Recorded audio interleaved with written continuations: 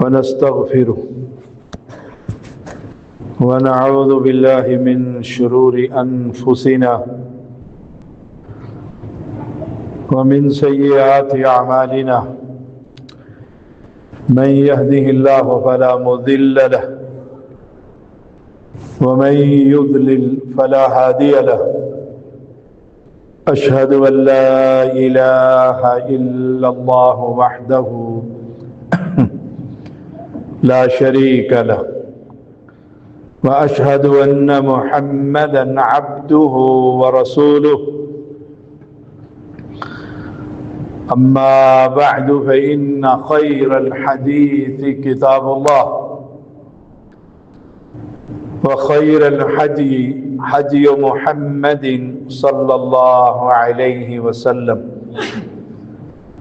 وشر الأمور محدثاتها وكل محدثة بدعة وكل بدعة ضلالة وكل ضلالة في النار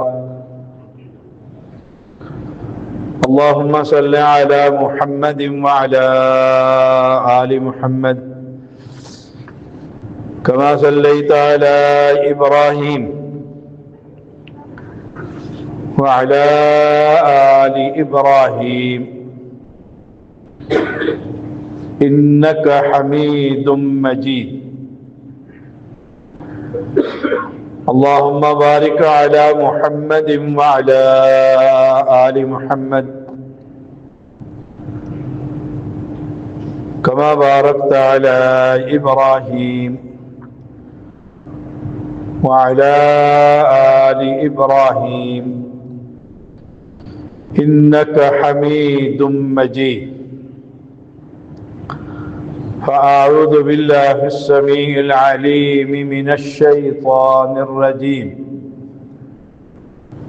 ومن يشاقق الرسول من بعد ما تبين له الهدى ويتبع غير سبيل المؤمنين نوله ما تولى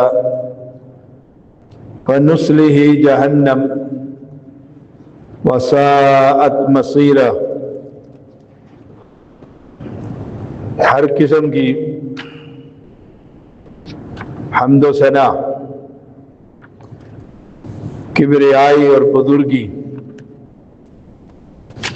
اللہ وحدہ لا شریک کے لیے، جو اس کائنات کا اکیلا ہی خالق، مالک اور بادشاہ ہے۔ انگن درود و سلام محمد الرسول اللہ صلی اللہ علیہ وسلم کے لیے، جو امام الہدی، امام کائنات، سید البشر۔ یہ سورۃ نساء کی آیت نمبر 115 جو میں نے تلاوت کی ہے۔ اللہ تعالی نے فرمایا کہ جو شخص نبی کی مخالفت کرے، اس کے بعد کہ اس پر ہدایت واضح ہو گئی، اسے مسئلہ سمجھ میں آ گئی، اور پھر بھی وہ نبی کی مخالفت کرتا ہے، وَيَتَّبِعْ غَيْرَ سَبِيلِ الْمُؤْمِنِينَ، اور اہل ایمان کے علاوہ دوسروں کے راستے کی پیروی کرتا ہے۔ دو چیزیں بیان کی اور پھر آگے سزا بیان کی ہے۔ میں آج کوشش کروں گا اللہ تعالی کی توفیق سے کہ اس آیت کریمہ کے بارے میں کچھ بیان کر سکوں۔ اللہ کریم مجھے حق اور سچ بیان کرنے کی توفیق عطا فرما۔ اس آیت کریمہ میں تین باتیں: اللہ کی اطاعت، رسول اللہ صلی اللہ علیہ وسلم کی اطاعت،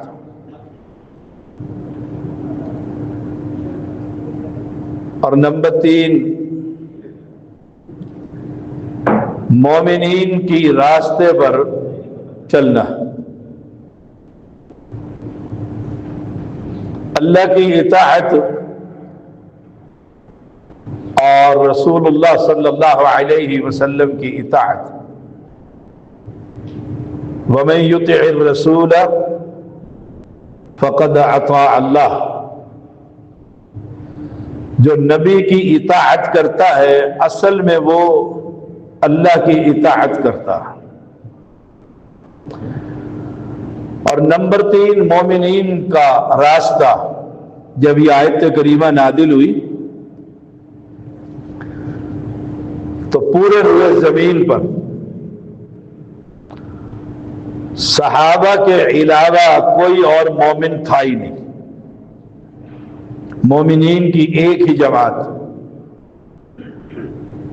ابو بکر صدیق رضی اللہ تعالیٰ عنہ سے لے کر آخری صحابی تک فرمایا ہدایت واضح ہو گئی ہے کہ دنیا میں اللہ نے ایک ہی شخص کو چنا ہے جس کے پیچھے چلنا ہے، اور وہ ہے محمد الرسول اللہ صلی اللہ علیہ وسلم۔ اور کسی مسئلے پر کم علمی کی وجہ سے کتاب و سنت میں کوئی بات نہ سمجھ میں آ رہی ہو تو صحابہ کی زندگی دیکھنی کہ اس مسئلے پر صحابہ کا عمل کیا تھا۔ یہ ہے وَيَتَّبِعْ، پیروی کرنی ہے اہل ایمان میں۔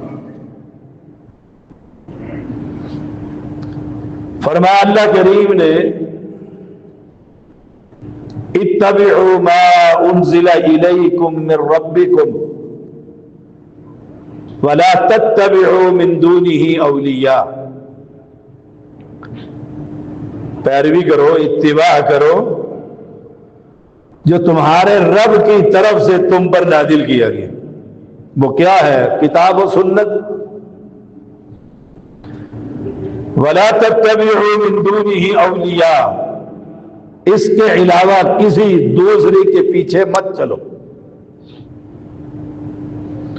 فرمایا اللہ کریم نے وما آتاکم الرسول، جو تمہیں محمد کریم صلی اللہ علیہ وسلم دے لے لو، فخذوہ وما نہاکم عنہ فانتہوا، اور جس سے روک دے رک جاؤ، منع ہو۔ عن ابی نجیح العرباض بن ساریہ رضی اللہ تعالی عنہ قال وعدنا رسول اللہ صلی اللہ علیہ وسلم۔ عرباض بن ساریہ بیان کرتے ہیں رسول اللہ صلی اللہ علیہ وسلم نے ہمیں وعظ کیا۔ موعظہ، وعظ جو تھا، نصیحت جو تھی، ایسی پرتاثیر تھی کہ وجلت منها القلوب وذرفت منها العیون، آنکھوں سے آنسو نکل آئے اور دل نرم ہو گئے اللہ کے خوف سے۔ ایسا پرتاثیر خطبہ۔ فقلنا یا رسول اللہ صلی اللہ علیہ وسلم، صحابہ نے کہا، ہم نے کہا اے اللہ کے نبی، کأنہا موعظۃ مودع، یہ نصیحت تو الوداعی نصیحت لگتی ہے۔ ڈر گئے ہم۔ فاوصنا، ہمیں مزید وصیت کیجیے۔ قال، آپ صلی اللہ علیہ وسلم نے فرمایا، پہلی بات اوصیکم بتقوی اللہ، میں تمہیں اللہ کا تقوی دلاتا ہوں، وصیت کرتا ہوں۔ اوصیکم بتقوی اللہ، اللہ کا ڈر۔ اور آپ جتنے بھی پیغمبر علیہ السلام کے خطبات دیکھیں گے تو سب سے پہلے تقوی، اور جس کے دل میں تقوی ہو وہ ظلم نہیں کر سکتا، نہ رب کے ساتھ نہ رب کے بندوں کے ساتھ۔ التقوی، تقوی جو ہے یہ اتقا سے ہے، اس میں تفضیل ہے۔ سب سے زیادہ تقوی ایسے لوگ کہ ہر کام کرنے سے پہلے ڈرتے ہیں اللہ کا کیا حکم ہے۔ تقوی دل کی اس کیفیت کا نام ہے جو انسان کے اندر خشیت الہی پیدا کر دے۔ اوصیکم بتقوی اللہ، اور اس کو پھر خیر پر قائم رکھے۔ یہ نہیں کہ جمعہ کا خطبہ سنا، قرآن پڑھا، ترجمہ دیکھا، کوئی دنیا کی تباہی دیکھی تو ڈر گیا اور شام کو پھر پہلی ڈگر پر، نہیں، اس کو خیر پر قائم رکھے اللہ، یہ تقوی۔ نبی اکرم صلی اللہ علیہ وسلم نے 3 مرتبہ سینے کی طرف اشارہ کر کے فرمایا التقوی ہا ہنا، تقوی یہاں، یہ جگہ تقوی کی۔ یہ دل ہی بے ایمان ہو جائے تو انسان بے ایمان ہو جاتا ہے۔ تو فرمایا آنکھوں اور دل کی کیفیت بیان کی اور کہا پاؤ سینہ، ہمیں مزید وعد کیجئے، وصیت کیجئے۔ قال اوصیکم بتقوی اللہ، میں تمہیں اللہ کا خوف دلاتا ہوں۔ السمع والطاعہ وَإِن تَأَمَّرَ عَلَيْكُمْ عَبْدٌ، اگر تمہارے اوپر غلام بھی امیر بنا دیا جائے تو سننا اور اس کی اطاعت کرنا، یہ تقوی ہے۔ اگر تمہارے اوپر ایک غلام امیر بنا دیا جائے، السمع والطاعہ، اس کی بات کو سنو اور فرما برداری کرو۔ فَإِنَّهُ مَن يَعِشْ مِنكُمْ فَسَيَرَىٰ اخْتِلَافًا كَثِيرًا، میرے بعد تم کثرت سے اختلاف دیکھو گے۔ پیشن گوئی پوری ہوئی کہ نبی اکرم صلی اللہ علیہ وسلم کی کتنا اختلاف ہے، مسجد الگ، فتوے الگ، مدرسین، معلمین، واعظین الگ، اختلاف ہی اختلاف ہے امت میں، کوئی حد نہیں اختلاف کی۔ گھر کا ایک چھوٹا سا یونٹ ہے تو باپ بیٹی میں اختلاف، بہن بھائی میں اختلاف، میاں بیوی میں اختلاف، فَسَيَرَىٰ اخْتِلَافًا كَثِيرًا، کثرت سے اختلاف۔ ہم نے مسجدوں میں لڑائیاں دیکھی ہیں تو اللہ کا شکر ہے ہماری مسجد بڑی امن والی مسجد ہے۔ کراچی میں تھا تو خنجر چل گئے مسجد کے اندر، لہو لہان کر دی، صرف اس مسئلے پر کہ جوتی پہن کر نماز پڑھی جائے گی، بغیر جوتی کے نماز پڑھنی نہیں۔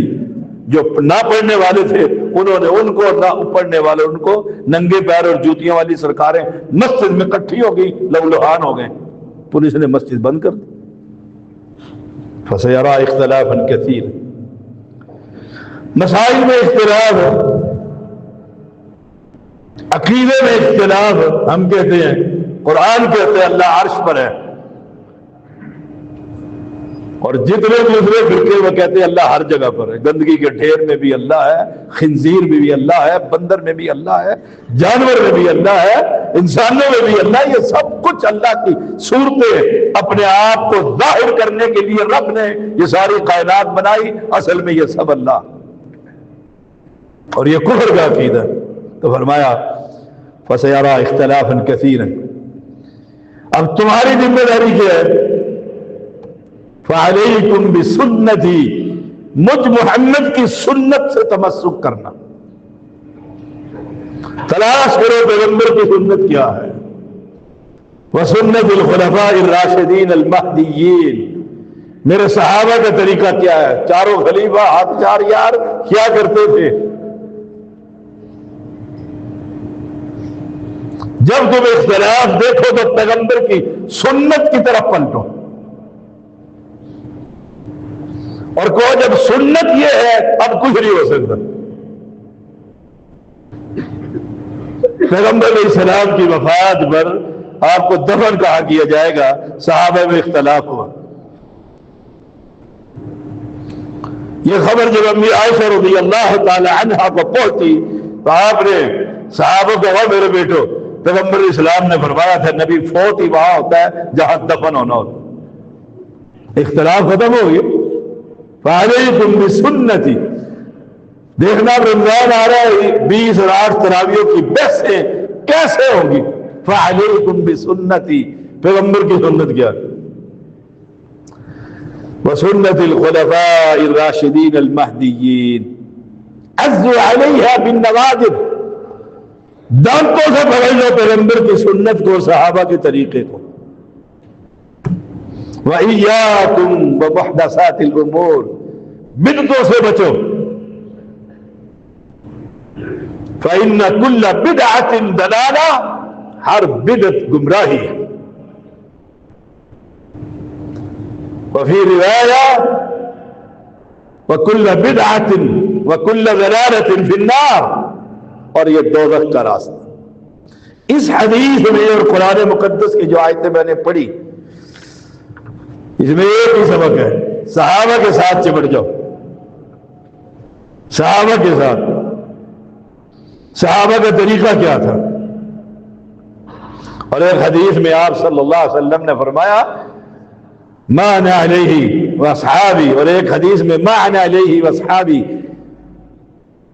الیوم کے بھی لفظ، آج جس پر میں اور میرے صحابہ کی جماعت ہے وہ حق، اس کے ساتھ تمسک کرو۔ ما انا علیہ واصحابی، جس پر میں اور میرے صحابہ، اس کا معنی کیا ہے؟ کتاب و سنت والے، کیونکہ اس دور میں جب پیغمبر نے یہ ارشاد فرمایا، یہ نہ 4 امام تھے نہ سیدوں کے 12 تھے، رب کا قرآن تھا، پیغمبر کی حدیث تھی، اور مومنین کی صحابہ کی جماعت تھی۔ ٹھنڈے دل سے سوچئے گا میری دعوت، اہل حدیث کا کتاب و سنت کا، اہل حدیث کا معنی کیا ہے؟ عاملین کتاب و سنت، حاملین کتاب و سنت، جامعین کتاب و سنت۔ ہماری دعوت بڑی خوبصورت ہے کہ پیغمبر نے فرمایا اختلاف ہوگا، اختلاف کی صورت میں تم پیچھے آ جانا، مجھے تلاش کرنا میرا طریقہ کیا ہے اور میرے خلفاء کا طریقہ کیا ہے، اس کے ساتھ چمٹ جانا، گمراہ نہیں ہوں گے۔ گویا حدیث ایک تحریک ہے، ہر دور کے تقاضوں کے مطابق قرآن و سنت کی حفاظت کا فریضہ سر انجام دیتی ہے۔ اس تحریک کا نصب العین کتاب و سنت کی نوکری چاکری اور خدمت کرنا۔ ہم اپنے کسی بزرگ کی طرف آپ کو دعوت نہیں دیتے،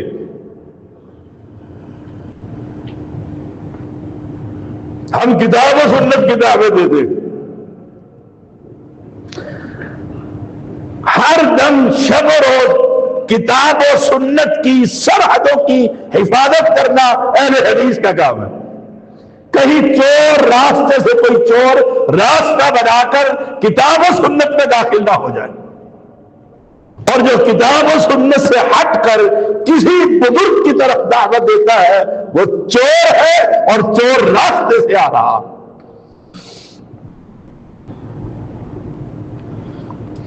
ہم سارے فتنوں کو دیکھ کر ساری بدعات پر کڑی نظر رکھ کر چوکی داری کتاب و سنت کی کرتے۔ ہم وہ فرض شناس لوگ ہیں جو اللہ کی کتاب میں زبر زیر بھی ادھر نہیں ہونے دیتے اور پیغمبر کی حدیث میں بھی ادھر ادھر نہیں ہونے دیتے۔ ان کا نام کیا ہے؟ اہل حدیث۔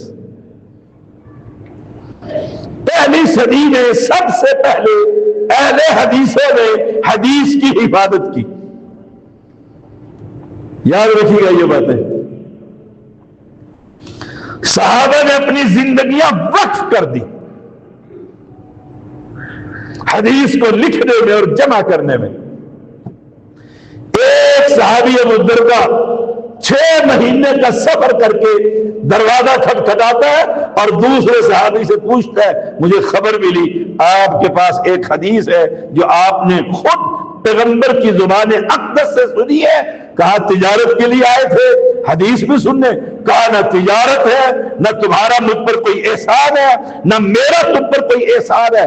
میں صرف ایک پیغمبر کی وہ حدیث لینے کے لیے میلوں سفر کر کر آیا ہوں تاکہ پیغمبر کی جو آپ نے خود حدیث سنی تھی وہ میں بھی سن لوں اور اسے لکھ لوں. یہ پہلی صدی. پھر تابعین کی جماعت ہے, پھر محدثین کی جماعت ہے جنہوں نے حدیث کو جمع کرنے کا بیڑا ہی اٹھا لیا.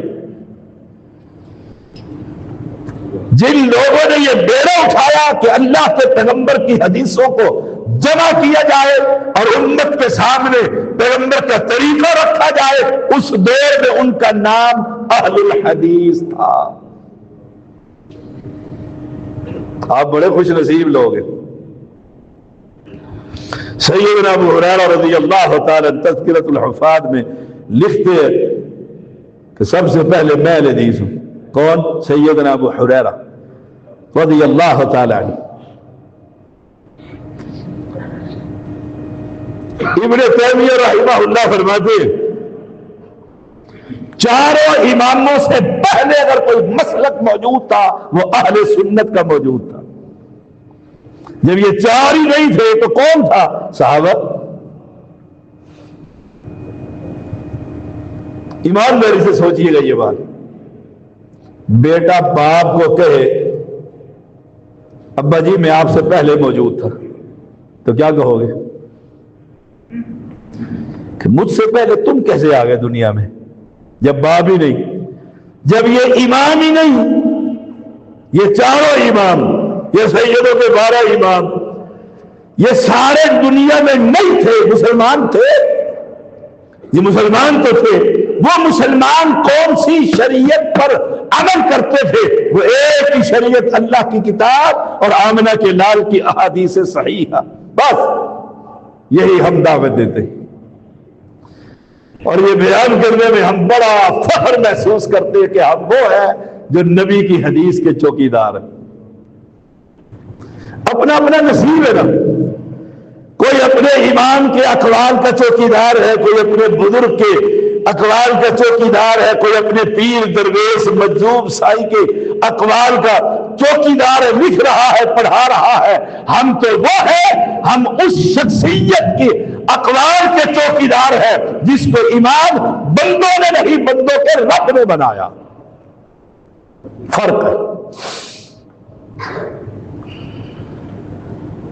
ابن تیمیہ رحمہ اللہ فرماتے ہیں جب یہ چار نہیں تھے تو مسلک اہل سنت موجود تھا. اور وہ کیا تھا؟ صحابہ کی زندگی. صحابہ کس چیز پر عمل کرتے تھے؟ فقہ حنفی پر. فقہ حنفی کا وجود ہی نہیں تھا. صحابہ عمل کرتے تھے محمد الرسول اللہ صلی اللہ علیہ وسلم کی احادیث پر. انہوں نے پیغمبر علیہ السلام سے شریعت سیکھی تھی. امام احمد بن حنبل رحمہ اللہ فرماتے ہمارے نزدیک اہل حدیث وہ شخص ہے جو حدیث پر عمل کرتا, نام نہیں, جو حدیث پر عمل کرتا ہے. لا تزال طائفة من امتی ظاہرین علی الحق یقاتلون علی الحق. مختلف حدیث سے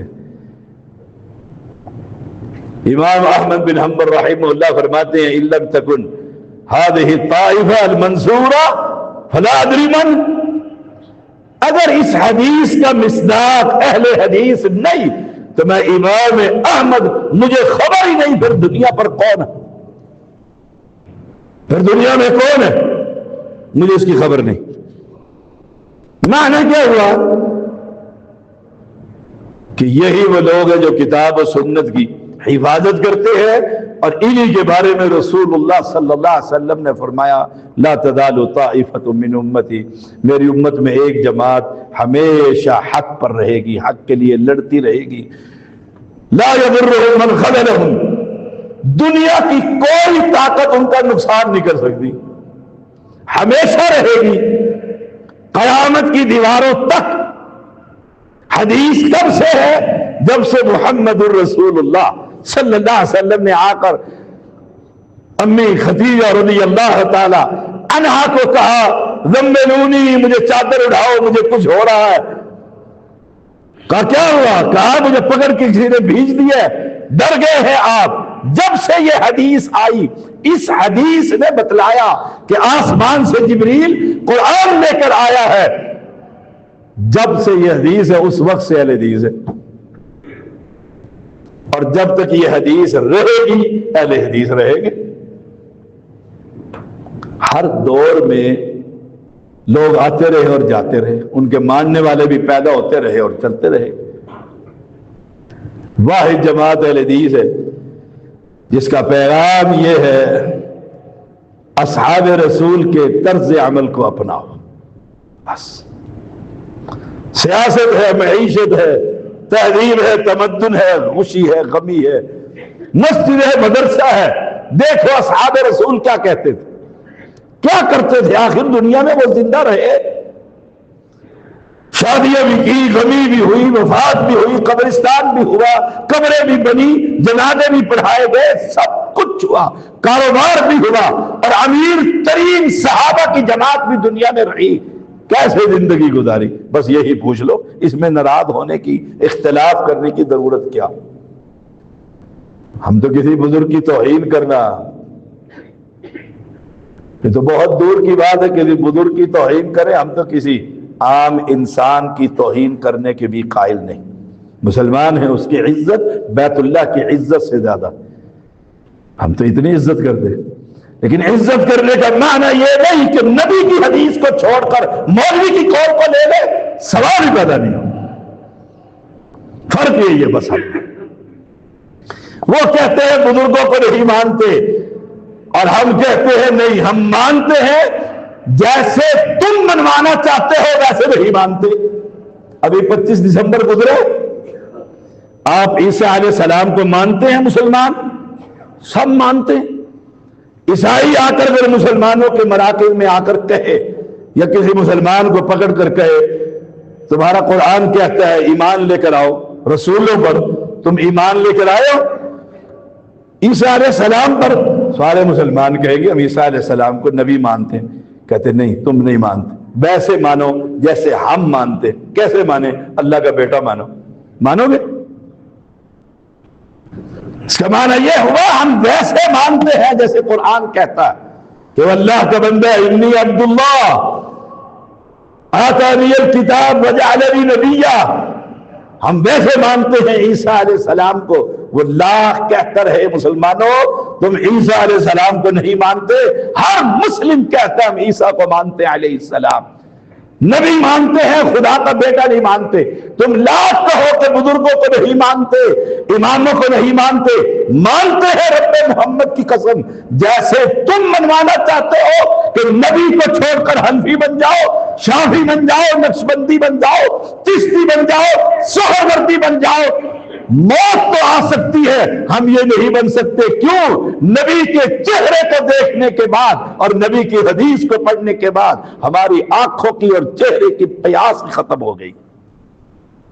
ہمارے پاس وہ ہے جس کا نام ہے محمد الرسول اللہ صلی اللہ علیہ وسلم۔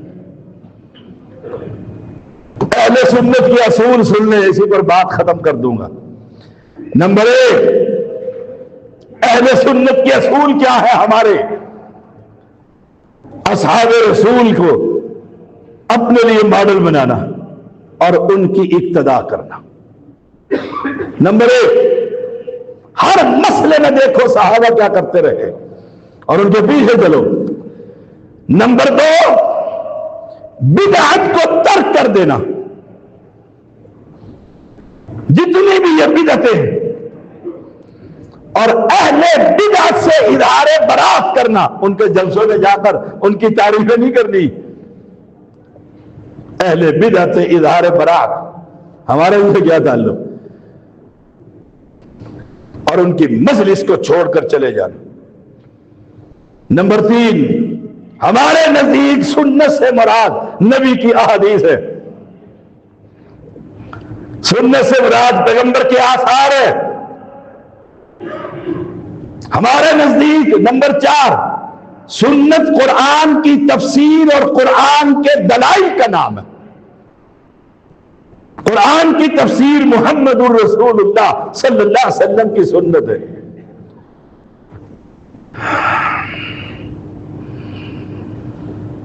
سنت سے روگردانی نہیں.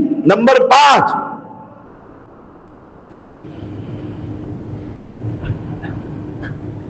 نمبر 6، سنت کو اپنی عقل اور ترازو پر نہیں تولا جا سکتا کہ میری عقل نہیں مانتی. عقل کے خلاف ہے پیغمبر کی یہ حدیث کہ جرابوں پر اوپر سے مسح کیا جائے. عقل تو یہ کہتی ہے، عمر بن خطاب رضی اللہ تعالیٰ، یہ غالباً ابن عمر کا قول ہے کہ عقل تو کہتی ہے مٹی جرابوں کے موزوں کے نیچے لگی ہے، مسح نیچے سے ہونا چاہیے، لیکن میں نے پیغمبر کو دیکھا آپ اوپر مسح کرتے تھے. عقل پر سنت کو پرکھا نہیں جائے گا. عقل کو پیغمبر کی سنت کے تابع کیا جائے. نمبر 7، سنت کو محض اتباع اور خواہشات کو اس کے سامنے سرنگو کرنا، جھک جاؤ. تیسری صدی آ گئی. پہلی دوسری صدی میں کوئی فرقہ نہیں تھا، کوئی اختلاف نہیں تھا لوگوں کے اندر. تیسری صدی آئی، ہر ایک نے اپنا امام کھڑا کر لی. چلو بھائی اپنی اپنی دکانداری کرتے ہیں. امام سیوطی رحمہ اللہ فرماتے ہیں تیسری صدی کے بعد تقلید کا عام رواج پڑ گیا. ہر ایک نے اپنا امام بنا لیا. تقلید کے بغیر ان کی شناخت ہی ختم ہو گئی. آپ کون ہے؟ میں شافعی. آپ کون ہے؟ میں حنبلی. آپ کون ہے؟ میں دیوبندی. آپ کون ہے؟ میں بریلوی. آپ کون ہے؟ میں عیاطی. آپ کون ہے؟ میں نقشبندی. فرقے فرقے. ایک ہی جماعت باقی بچی اس دور سے لے کر آج تک اور قیامت تک جو عصبیت سے پاک ہے وہ طائفہ منصورہ فرقہ ناجیہ اہل حدیث ہے. اس دور میں بھی یہی کہتی رہی اپنے اپنے امام کے پیچھے نہیں، ان کے امام محمد الرسول اللہ کے پیچھے چلو. اور ان ائمہ چاروں نے کہا لا تقلدونی ولا تقلدوا مالکا، میرے پیچھے نہ چلنا، نہ امام مالک کے پیچھے چلنا، اور دین وہاں سے لینا جہاں سے ہم نے محمد الرسول اللہ سے لیا. یہ دعوت ہے ہماری. کبھی ٹھنڈے دل سے بیٹھ کر سوچئے گا، آخر سنور جائے گی. یاد رکھیے گا ہم وہ ہیں نمبر 9 بلکہ نمبر 10 آ گیا. ہم نے کسی کو بھی نبی کا بدل نہیں سمجھا. سوچئے گا اس میرے فکرے پر. ہم نے کسی کو بھی بڑے سے بڑا ابو بکر صدیق کو بھی نبی کا بدل نہیں سمجھا، نہ آپ کے قول اور سنت میں کوئی تبدیلی کی. یہ 10 اہل سنت کے اصول ہیں، ان کو پلے باندھ لو، جنت پہ چلے جاؤ گے انشاءاللہ انشاءاللہ. اور اگر اپنی اس دنیا داری میں لگے رہے کہ مولوی تو لڑتے ہی رہتے، واقعی لڑتے رہتے ہیں. ہم تو کہتے ہیں نہیں لڑتے، لڑتے ہی رہتے ہیں، لڑاتے بھی رہتے ہیں. آپ نہ لڑو. مولوی تو لڑاتے ہیں، آپ نہ لڑو نا. آپ اسے کہو، اسے صاحب کہو اللہ کی کتاب میں یہ مسئلہ دکھا، بس پیغمبر علیہ السلام کی حدیث میں یہ مسئلہ دکھا دے. وہ دکھا دے، وہ حدیث دکھائے، دیوبندی دکھائے، فلاں دکھائے، اس پر پکے ہو جاؤ اور جم جاؤ. یہی اہل سنت کا موقف ہے. ہماری دعوت بڑی خالص ہے. ہم اللہ کی عبادت میں کسی کو شریک نہیں کرتے. جتنے بابے ہیں یہ جتنے بھی ہیں، اور آج سے نہیں، نوح علیہ السلام کے زمانے سے لے کر قیامت تک یہ جتنے باپے دفن ہوتے رہیں گے، آتے رہیں گے۔ میں نے غالباً پچھلے دنوں بھی سنایا، یہاں سنایا کہ کہیں اور، وہ لاہور کے قریب ایک گاؤں میں یہ ملٹی نیشنل کمپنیوں کی جو میک اپ کا سامان تھا وہ ایکسپائر ہو گیا۔ انہوں نے کہا اب اٹھا کر آگے گاؤں میں گئے، وہ گاؤں میں اٹھا کر پھینک دیا۔ اللہ کی شان، بارش کا موسم تھا، شام کو بارش ہو گئی، وہ وہاں سے جو خوشبوئیں نکلی، اللہ اور مشرک سارے وہاں پہنچ گئے۔ انہوں نے کہا بابا نیچے ہے، پیر خوشبو شاہ، اور وہ زمین کا مالک کہتا ہے اللہ کے بندو یہ تو کیمیکل پھینک کر گئے ہیں، خوشبو آ رہی ہے نا۔ ایک بندے کا میں نے اپنے کانوں سے سنا، میں مٹی لے گیا تھا، میرا بیٹا بیمار تھا، بالکل ٹھیک ہو گیا۔ آئی کرام شریف، اس قوم کی یہ حالت، بیچارے انہیں تو جو میں کبھی کبھی کہہ دیتا ہوتا ہوں، دجال جب آئے نا اس امت کی حالت دیکھنا، جو خوشبو کے پیچھے بھاگ کر پیر خوشبو شاہ۔ وہ پچھلے دنوں فیصل آباد کے علاقے میں ایک مولی جو 2 گز کی مولی وہ اندر رہ گئی، وہ بڑھتی رہی، اگلی فصل کے لیے وہ اتنی بڑی 1.5 یا 2 ایکڑ زمین، سچا واقعہ اس بندے کا تھا۔ اس نے مولی نکالی، اس نے وہ لگا دی، اس نے کہا پیر مولی شاہ 2 مربوں کا مالک ہے اس وقت وہ شخص، اور مزے سے دربار بنا ہوا ہے، ساری قوم وہاں پر پوجا پاٹ کر رہی ہے۔ اللہ کے بندو ڈر جاؤ، وہ اکیلا ہے آسمان پر اور یہ اکیلا ہے زمین پر، عبادت اس کی ہوگی، طریقہ اس نبی سے پوچھا جائے۔